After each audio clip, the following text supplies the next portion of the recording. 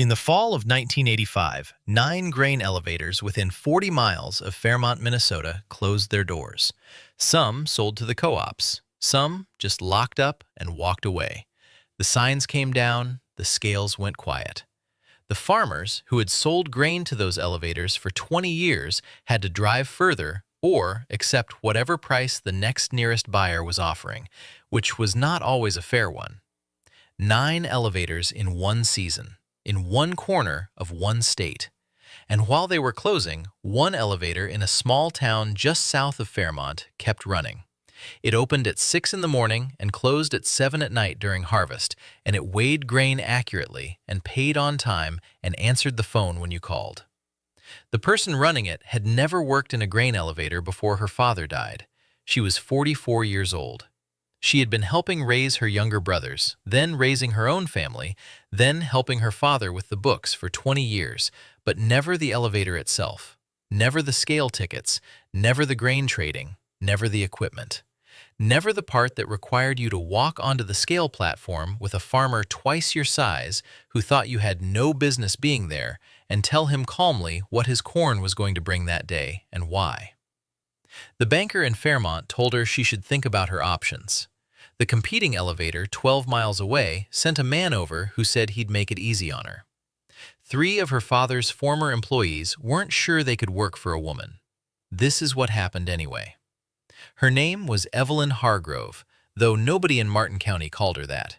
She had been Evie since the 2nd grade, and she would be Evie until the day she died, which was a long time from 1985, longer than anyone standing around her father's grave that September would have predicted, and certainly longer than anyone who underestimated her tended to remain comfortable about having done so. She was born in 1941, the eldest child of Walter Hargrove, who had started Hargrove Grain in 1953 with a leased bin site on the south edge of town, a used truck scale he'd bought from a closed cotton gin in Tennessee, and a reputation in the county for paying straight and talking straight, which turned out to be worth more than most things you could buy.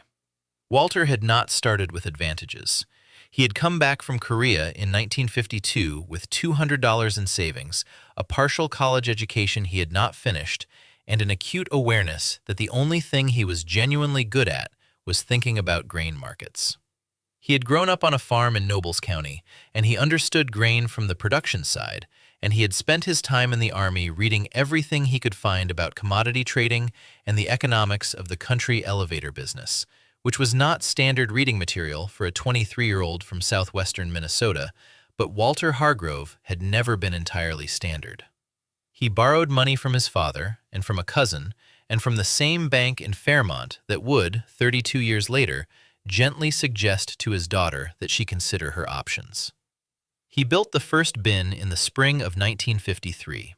He was open for business by September of that year, which was his first harvest season, which was also the season he discovered every mistake he had made in the planning and fixed most of them before the trucks stopped coming. He was not a man who had a natural way with people in the social sense. He did not tell stories or slapbacks or remember the names of children and dogs. What he had was something more durable. He was accurate and he was honest. And in a business where a farmer handed you his entire harvest and trusted you to weigh it right and pay what you said you'd pay, accuracy and honesty were the 2 things that mattered more than anything else.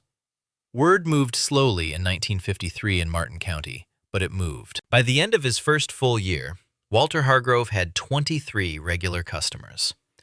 By the end of his 5th year, he had over 100. He built a second bin in 1958, a third and fourth in 1963. He added a dryer in 1967, which was the year he also hired his first full-time employee, a young man named Gary Peltz, who had grown up on a farm outside of Truman and who needed work, and who turned out to be one of the better decisions Walter made in 40 years of making decisions. Evie grew up inside all of this, the way children grow up inside their parents' work, when the work happens close enough to see. She was at the elevator on weekends and after school and all day during summers, not because her father required it, but because it was where he was, and she wanted to be where he was. She learned to read the board, the daily prices posted on the chalkboard above the scale office window, the Chicago futures price and the local basis, and the cash price that resulted from the two. She learned to make scale tickets before she could drive. She understood, by the time she was 16, that the basis moved for reasons that had nothing to do with the county and everything to do with things happening in markets 1,000 miles away, and that the art of running a country elevator was navigating between those distant forces and the immediate reality of a farmer who needed to sell corn today. She left for college in 1959, the first in her family to go.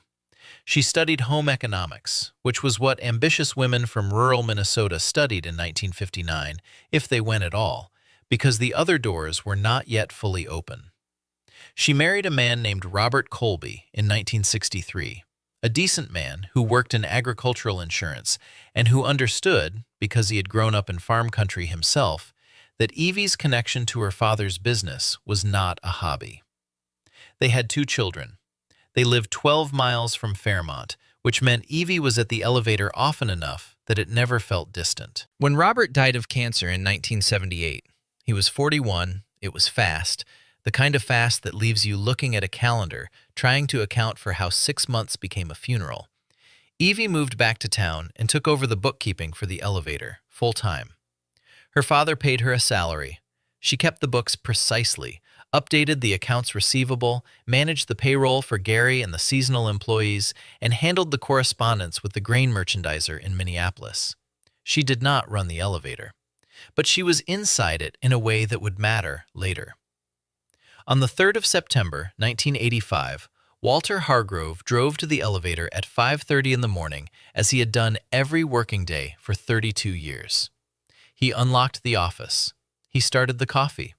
He walked out to check the bin temperatures, which was a habit so ingrained it was closer to instinct than decision. He was found by Gary Peltz at 6:15 on the catwalk above bin number 4. He had been there approximately 30 minutes. He was 67 years old. Gary Peltz called Evie before he called anyone else. He did not know why he did this exactly. He said later that it seemed like the right order. Evie arrived at the elevator before the ambulance did. She stood on the catwalk for a moment after they took her father down. She looked out at the town coming awake in the early September morning, the grain trucks beginning to move on the county roads, the light changing over the fields, the particular quality of a harvest morning in southern Minnesota that her father had seen from this exact place for 32 years. She stood there for about 2 minutes. She did not cry. That would come later, in private, and more than once over the following months. But on the catwalk, at 6:20 in the morning on the 3rd of September, with the first trucks of the harvest season already turning onto the county road, she looked at what her father had built for 32 years, and she thought about what happened to it if nobody was there to open it. Then she went down to the office and answered the telephone, which had been ringing. The funeral was on a Saturday. On Monday morning, Evie Hargrove was at the elevator at 5:30. She had not made a formal decision. She had not sat with an attorney or called a financial advisor or drawn up a plan.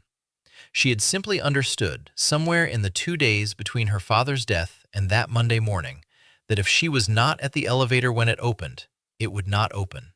And if it did not open, it would begin the process of not opening permanently, and that this was not something she was prepared to allow. This was not confidence. She would say so herself years later when people asked her about it. It was not confidence. It was the refusal to accept the alternative. Those are different things, and the difference matters. What she found when she walked into that office on Monday morning was a business in the middle of harvest season, the busiest 6 weeks of a grain elevator's year, that had been run by one man for 3 decades and that had no manual, no written procedures, no document that explained how Walter Hargrove made the decisions he made. There were files, there were contracts, there were the current grain positions written on a yellow legal pad in her father's handwriting, which she could read, but which she needed Gary Peltz to explain to her in terms of what they meant for the next 2 weeks. Gary Peltz was 53 years old and had worked at Hargrove Grain for 11 years. He was a capable man who knew the physical operation of the elevator, the the equipment, the grain flow, the bin management, better than almost anyone. He was not certain he could work for Evie, and he said so to his wife on Sunday evening. His wife told him to go to work Monday morning and see how it went. He went. He stood in the office that first morning while Evie read the position sheet and asked him questions, and he answered them, and she asked follow-up questions that were more specific than he expected, and by about 8 o'clock he had revised his initial assessment somewhat. She knew more than he thought she did. Not everything, but more. She had also, that first morning, found something in the bottom drawer of her father's desk that nobody had mentioned. A notebook, not a spiral notebook like she would later use herself, but a proper bound ledger notebook, the kind with marbled covers, in which Walter Hargrove had written, in his careful hand, what he called his working rules. Not a policy manual, more like the distilled conclusions of 30 years of being wrong about things and then figuring out why. Things like, never be short corn into October. The basis always widens when you can't afford it to. A farmer who is angry about price is usually angry about something else. Find out what. Check bin temperatures at the same time every morning or the pattern means nothing. If Gary says something sounds wrong in the leg, it is wrong. Trust Gary on the leg. She read the notebook twice before noon on that first Monday. She kept it in the center drawer of the desk for the next 19 years. The thing she did not know, the thing that took the first 3 weeks of harvest to begin to learn, was the trading. The grain business in 1985 was not the grain business of 30 years earlier. The futures markets in Chicago, the basis relationships, the hedging strategies that a small elevator needed to use to protect itself from price swings. This was a body of knowledge that her father had accumulated over decades and carried in his head. And it had died with him, in the sense that it was no longer available for consultation. She called the elevator's grain merchandiser in Minneapolis on that first Monday afternoon. His name was Dennis Hogue, and he had worked with her father for 8 years, and he was prepared, she could hear it in his voice, to deliver a gentle speech about the challenges ahead. She let him begin it, and then she stopped him.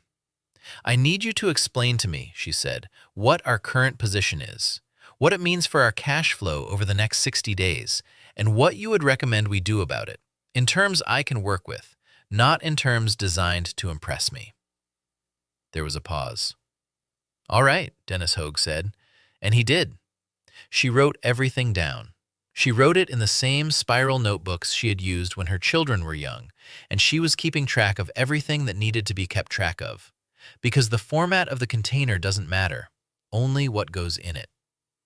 She called him back the next day with 3 questions. He answered them. She called him the day after with 2 more.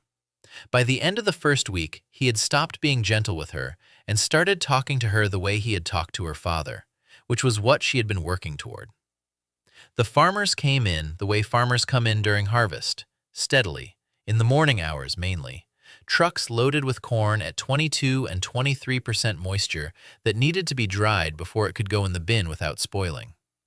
Evie was on the scale platform or in the office for most of those hours, learning the rhythms of the traffic and the conversations that went with it. Some of the farmers were fine.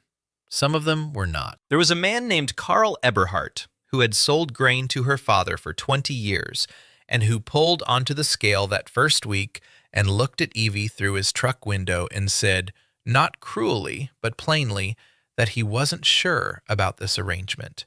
She asked him what his concerns were. He said he wasn't sure a woman understood the grain business well enough to give him a fair deal. She looked at him for a moment. Pull forward and I'll sample the load, she said. We'll test it and I'll show you what the board says and what the basis is and what that works out to per bushel.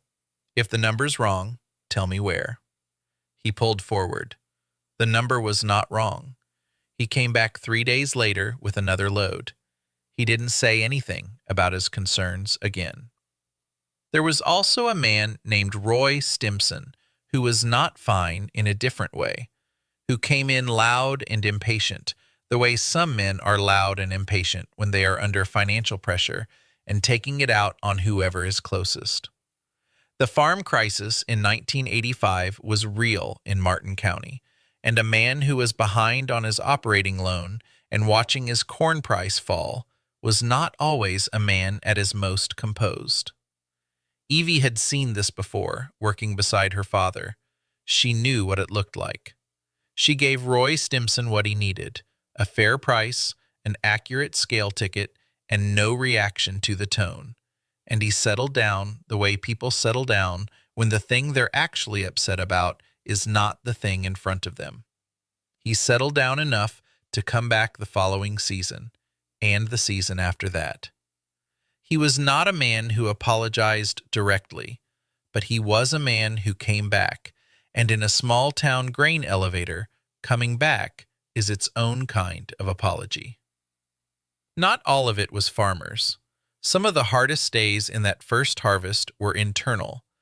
The decisions that had to be made without enough information and without anyone to think through them alongside her. There was a morning in mid-October when the dryer was not performing to spec. The corn coming out was running 1.5 points higher moisture than it should have been at the settings they were using, which meant they were burning propane and not getting the result, which meant a cost they hadn't budgeted and a throughput problem they couldn't afford. Gary thought it was the burner. The equipment dealer's service technician, when she finally reached him, thought it was the airflow sensor. She asked both of them to explain their reasoning. She listened to both explanations. She made a decision. It was the airflow sensor. The technician was right. The repair took 3 hours and cost $240 and solved the problem. But the decision itself, the act of taking two conflicting opinions from two men who both knew more about dryer mechanics than she did, and choosing between them based on reasoning she had just learned, that was something she filed away. Not as a victory, as a method. You listen to the reasoning, not just the conclusion. You ask the follow-up question. You make the call. Her father had done this his whole career. She had watched him do it without understanding what she was watching. Now she understood. The equipment was the other sustained challenge of that first year. The physical plant of Hargrove Grain, the legs, the conveyors, the dryer, the scale equipment, the truck receiving pit, had been maintained by her father and by Gary Peltz on a schedule that existed primarily in their heads and in Walter Hargrove's undated maintenance notes, which were written on whatever paper had been available at the time and kept in a folder that was not organized in any way Evie could initially decode. She spent 3 evenings in the first week reading through those notes and building a proper maintenance log, organized by piece of equipment, with the last service date estimated as best she could reconstruct it, and a forward schedule of what needed attention before winter. She found 2 items that were immediately overdue: a bearing on the receiving leg that needed attention before it became a failure mid-harvest, and a sensor on the dryer that was reading intermittently and had been jury-rigged with a piece of wire that Gary knew about but had not gotten to. She called the leg bearing into the equipment dealer in Fairmont that afternoon. She asked Gary to show her the dryer sensor while they were waiting for the part. He showed her. She watched. She asked questions while he worked, and he answered them in the way he had begun to answer her questions, still with some residual surprise that she was asking, but with diminishing resistance, because the questions were sensible and the follow-ups showed she was tracking. 2 weeks later, when a belt on the discharge conveyor let go at 6 in the morning during the busiest hour of the day, Gary had the replacement in his hand within 4 minutes because Evie had quietly made sure there was a spare on the shelf.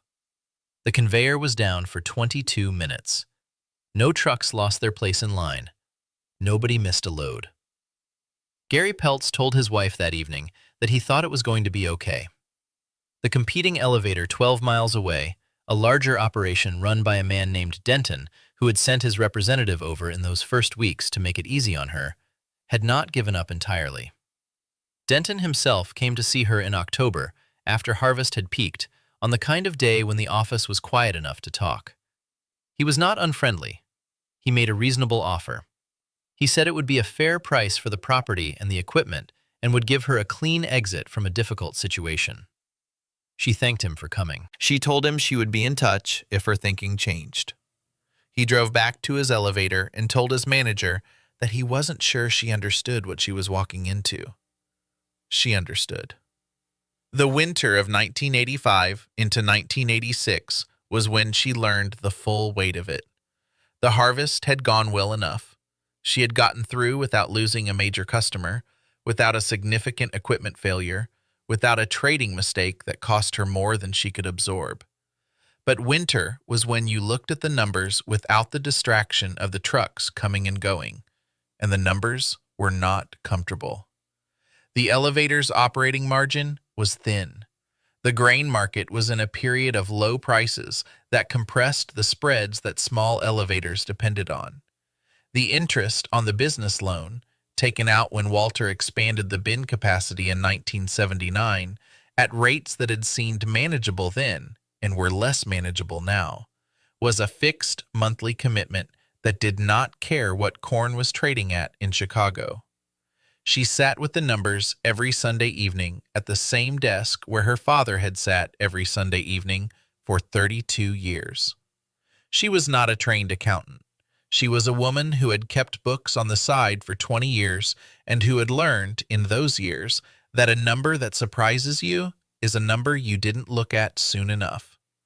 So she looked at them early and often and without illusion. And when the number was bad, she figured out what it meant and what she could do about it. What she could do about it had limits. She could not raise the corn price. She could not change the basis. She could not restructure the loan unilaterally, though she called Harold at the bank in January and had a direct conversation about the terms and came away with a modification that gave her some breathing room on the monthly payment through the spring. Harold agreed to the modification. She thought he agreed, partly because the numbers she had brought to that conversation were organized and accurate, and showed that she understood exactly where the pressure was coming from, which was more than he could say for several of his other agricultural borrowers that January. She cut operating costs where she could without cutting service. She renegotiated the trucking contract for grain movement in December, getting a rate that was 6 cents per bushel better than what her father had been paying, partly because she had taken the time to get 3 quotes instead of renewing automatically the way Walter had done for the previous 4 years. 6 cents per bushel across the volume she was moving was not nothing. It was enough to matter. She also began attending the elevator managers meetings that the State Grain and Feed Association ran quarterly in Mankato. She had not known these meetings existed until Dennis Hogue mentioned them.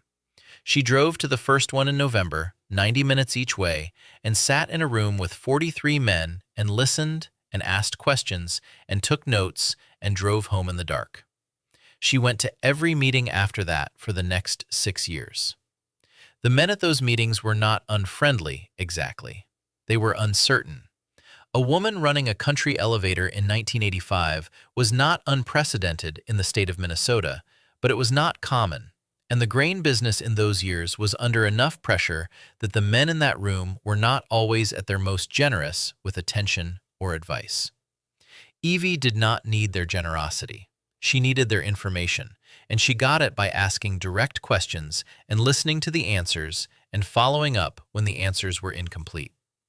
By the third meeting she attended, 2 of the managers had started calling her before the quarterly sessions to compare notes on what they were seeing in their markets. By the 5th meeting, she was the one who had thought to bring a comparison of basis patterns across 3 counties that nobody else had assembled, and that turned out to be the most discussed item of the afternoon. She was not trying to prove anything to them. She was trying to understand the business she was in. The respect that resulted was a consequence, not a goal. This distinction showed, and it was part of why the respect was real. She called the elevator's grain merchandiser in Minneapolis on that first Monday afternoon. His name was Dennis Hogue, and she was learning him the same way she was learning everything else, through questions asked directly and information absorbed carefully, and the particular patience that comes from knowing you are building something that cannot be rushed. She cut operating costs where she could without cutting service.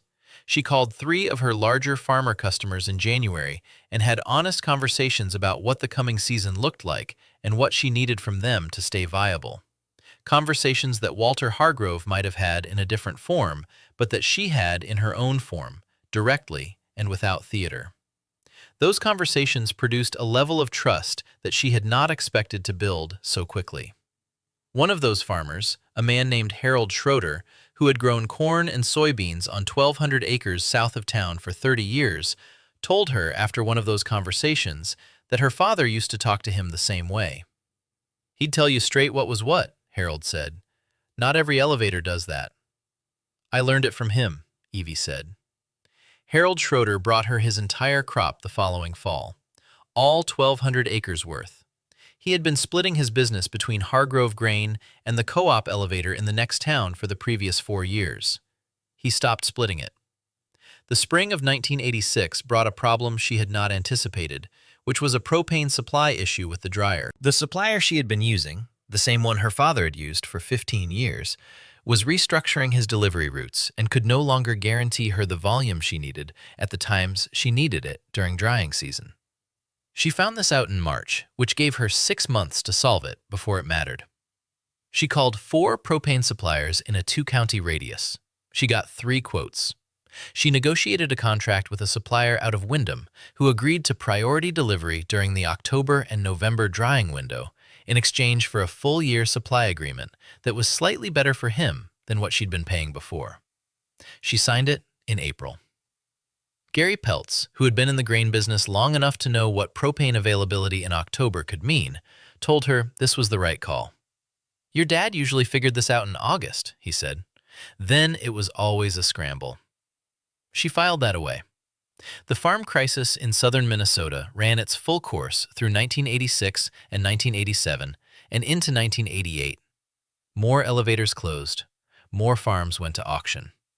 The human cost of it was real and specific, and Evie saw it from a position that few people occupied: the scale platform of a country grain elevator, where the farmers came in with their loads and sometimes with their troubles, and where the person on the other side of the transaction was someone they had learned, grudgingly and then genuinely, to trust. They were men who came to the scale in those years who were one bad season from losing everything. She could see it in the way they sat in their trucks. The specific posture of a man carrying more than his frame was built to hold. She could not fix their loans or improve their prices. What she could do, what she did, was give them a clean transaction, an accurate weight, an honest number. No games on the moisture reading, no adjustments that benefited the house at the farmer's expense, no delays on payment when payment was due. This sounds simple. In the grain business in the mid-1980s, it was not universal.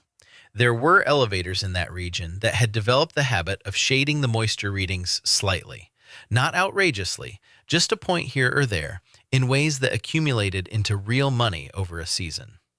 There were elevators that were slow to pay, which cost farmers who were already stretched thin in ways that the elevator operators never had to look at directly.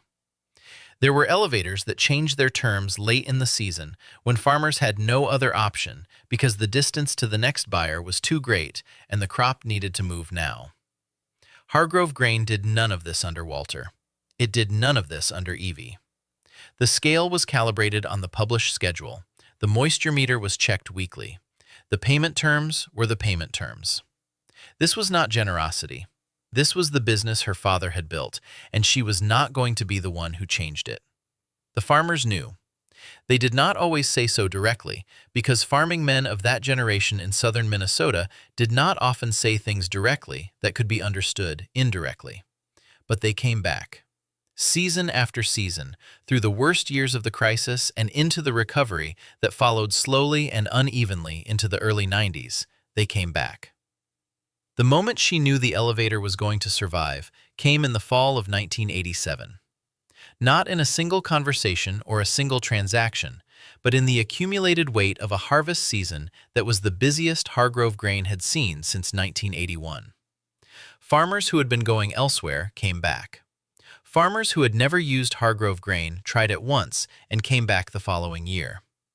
The scale tickets went through the printer at a pace that required Gary to order more paper in October, which he had not needed to do in several years. Dennis Hogue called her in November when the season was wrapping up. "You know what your throughput was this fall?" he said. She told him the number. She had calculated it herself. He was quiet for a moment. Your dad's best year was 1979, he said. You beat it. She did not say anything for a moment. He would have liked knowing that, she said. She ran Hargrove Grain for 19 more years. She updated the equipment methodically, financing each upgrade carefully and only when the numbers supported it. She hired a second full-time employee in 1989, a young man just out of the agricultural program at Worthington Technical College, who turned out to be good at the grain trading side of the business and who she taught in the same way her father had taught her, by proximity, by explanation, by letting him make small mistakes when the cost was recoverable, and by stepping in when it wasn't. She did not mentor him the way people talk about mentoring now, with formal check-ins and development goals. She showed him things and explained them, and then let him do them. And when he did them wrong, she said so and showed him again, and when he did them right, she moved on to the next thing. This was how she had learned. It seemed to work. She sold the elevator in 2004, when she was 63 years old, to a regional grain company that had been asking about it for 3 years. The price was fair. The buyers agreed to keep Gary Peltz, who was 69 by then and had no intention of retiring, on as a consultant through the transition. She negotiated this as a condition of the sale. It was not negotiable. She did not attend the closing. She sent her attorney. The morning of the closing, she drove out to the elevator at 5:30, the time she had been arriving for 19 years, and she sat in the parking lot for a while and watched the light come up over the bins and listened to the particular morning quiet of a place she knew as well as any place she had ever known. She did not go inside. She had already said what needed to be said in the ways that mattered. Then she drove home and made coffee. Walter Hargrove's name was on the elevator sign for the first 4 years after Evie took over. In 1989, she had the sign repainted. It still said Hargrove Grain. She did not add her own name. She did not need to. There is a kind of work that does not look like ambition from the outside. It does not expand. It does not announce itself. It simply shows up. At 5:30 in the morning, in a fall when 9 of its competitors have closed, on a scale platform where the man across from it is not sure it belongs there, and it does the job with accuracy and honesty and without making a performance of either. That kind of work takes a long time to be seen, and when it is finally seen, the people who see it tend not to say very much about it because they are farming people, and farming people do not make speeches about things they should have noticed earlier. They just keep bringing their grain to the same elevator, season after season, until everyone understands that is what they are going to do. If you knew a woman who ran something after everyone assumed she wouldn't, an elevator, a farm, a feed store, a family, tell us about her in the comments. The people who held things together in those years deserve to be remembered by name. Thank you for watching. We'll see you next time. This story is a dramatized composite inspired by real experiences of women who took over family businesses and grain elevators in the Midwest during the 1980s farm crisis. Characters, names, and specific events are fictionalized for storytelling purposes.